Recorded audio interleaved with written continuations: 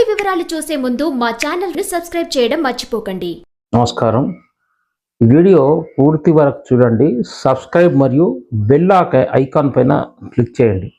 శని వక్రత్యాగం అంటే రుజుమార్గంలో తిరుగుతున్నటువంటి శని నవంబర్ 6 నుంచి, అంతకుముందు వక్ర మార్గంలో ఉన్నటువంటి శని నవంబర్ 6 నుంచి డైరెక్ట్గా రుజు మార్గంలోకి రావడం జరిగింది. అంటే ఇక్కడి నుంచి 4.5 నెలలు శని డైరెక్ట్గా ఉండడం జరుగుతుంది. అంటే ఏ గ్రహమైనా కూడా శని తన స్వక్షేత్రమైన మకర కుంభాల్లో తన స్వక్షేత్రాలు, ఇప్పుడు మకరం తర్వాత ఇప్పుడు కుంభంలో శని సంచారం జరుగుతుంది. కాబట్టి శని ఆకాశంలో ప్లానెట్స్ సూర్యుని చుట్టూ తిరుగుతూనే ఉంటాయి.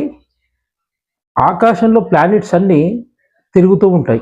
కానీ వెనక్కు రెక్టోగ్రేడ్ అయినట్టు కనిపించే ప్లానెట్ కనిపించినప్పుడు అది వక్రత్వం చెందిందన్నట్టు లెక్క. అలా ప్లానెట్ రెక్టోగ్రేడ్ అయినప్పుడు కూడా మన ఆ రాశి ఆ లగ్నాల వారికి కూడా చాలా వరకు కొన్ని బాధలు, కొన్ని కష్ట నష్టాలు, వారికి వచ్చే ఫలితాలు కూడా రెక్టోగ్రేడ్ అయినట్టుగానే, అంటే వెనుకకు తిరిగి కష్టము నష్టము కావడం అంటూ జరుగుతుంది. కాబట్టి రుజుమార్గంలో ఉన్న శని నవంబర్ 16 నుంచి రుజుమార్గంలో తిరుగుతున్నాడు. కాబట్టి ప్రతి లగ్నం వారికి, రాశి వారికి ఎలా ఉండబోతుంది అనేది తెలుసుకుందాం. ఇప్పుడు సింహ లగ్నం, సింహరాశి. సింహ లగ్నం వారికి, సింహ రాశి వారికి ప్రస్తుతం శని కుంభంలోనే ఉన్నాడు తన స్వక్షేత్రంలో. కాబట్టి సింహరాశి, సింహలగ్నం వారికి 7వ స్థానంలో శని ఉండడం జరిగింది. 7వ స్థానంలో శని ఉంటే మీకు మంచి చేస్తాడా, చెడు చేస్తాడా అనే అనుమానం రావచ్చు. అంటే ఏ గ్రహమైనా కూడా మీ గత జన్మలో ఉన్నటువంటి పాప పరిహారాలు, పాపం కర్మను బట్టి ఈ జన్మలో మీరు అనుభవించడం జరుగుతుంది ఈ గ్రహాల ద్వారా. అంటే ఏ ప్లానెట్ అయినా మీ పూర్వ జన్మానుసారం ఉన్నటువంటి కర్మను ఇస్తూ ఉంటుంది. అంటే అవిటి పని అవి చేసుకుంటూ వెళ్ళిపోతాయి. అయితే ఈ శని రెక్టోగ్రేడ్లో ఉన్నటువంటి శని డైరెక్ట్గా రుజుమార్గంలోకి రావడం ఈ నవంబర్ 16 నుంచి ఈ సింహరాశి వారికి ఎలా ఉండబోతుందంటే, ప్రస్తుత గోచారంలో శని దృష్టి లగ్నాన్ని, రాశిని చూస్తున్నందువల్ల మీకు బద్ధకం అనేది ఎక్కువగా ఉంటుంది. చదువు విషయంలో కానీ, ఉద్యోగం విషయంలో కానీ, తల్లిదండ్రుల పట్ల గొడవలు, చిన్న గొడవలు రావడం అంటూ జరుగుతాయి.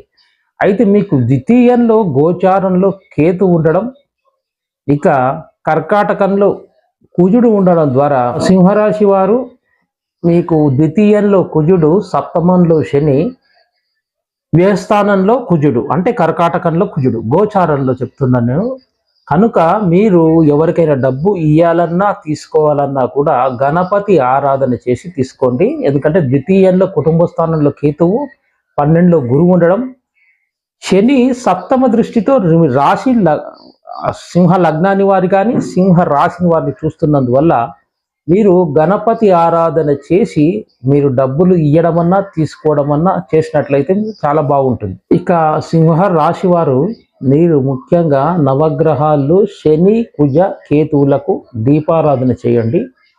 దీపారాధన చేసి ఏదైనా కార్యక్రమాలు చేసే ముందు వీరికి దీపారాధన, వీరిని స్మరించడం, వీరికి ప్రదక్షిణ చేయడం చేసి మీరు ఏదైనా కొత్త పనులు కానీ, కొత్తగా ఏదైనా వ్యాపారం కానీ, కొత్తగా ఉద్యోగం వెళ్ళేవారు కానీ వీరికి శని, కుజులకు, కేతువులకు దీపారాధన చేసి వెళ్ళినట్లయితే తప్పకుండా మీకు ఎలాంటి విఘ్నములు కలగకుండా ఉంటాయి. ఇంకా సింహ రాశి వారు, సింహ లగ్నం వారు అవివాహితులైనట్లయితే వివాహానికి మీరు ఏవైనా సంబంధాన్ని చూసినా, ఏదైనా సంబంధంలో మాట్లాడాలనుకున్నా, కలత్ర స్థానంలో శని మీకు 7వ స్థానానికి అధిపతి శని. కాబట్టి మీరు భార్య విషయంలో కానీ, ఏదైనా నిర్ణయాలు తీసుకునే విషయంలో కానీ, కొత్తగా పెళ్లి చూపులకు వెళ్ళి మీ వివాహ నిర్ణయం చేసుకునే ముందు కొంచెం ఆలోచించి చేసుకోవడం మంచిది. ఎందుకంటే సప్తమంలో గోచార శని ఉండడం, అది లగ్నాన్ని, రాశిని చూస్తున్నాడు. కాబట్టి ఇది ఈ ఇలా చూస్తున్నందువల్ల మీరు నవగ్రహాల్లో దీపారాధన చేసి శని కుజ కేతువులకు దీపారాధన చేసి వెళ్ళినట్లయితే మీకు ఎలాంటి అడ్డంకులు అనేవి ఉండవు. అయితే వివాహానికి కొరకు ఎదురు చూస్తున్న వారికి కొంచెం ఆలస్యంగానే అవ్వడం జరుగుతుందండి. అంటే మీరు శని ఆరాధన చేసినట్లయితే మీకు అడ్డంకి ఆలస్యం అనేది తగ్గుముఖం పుట్టడం జరుగుతుంది.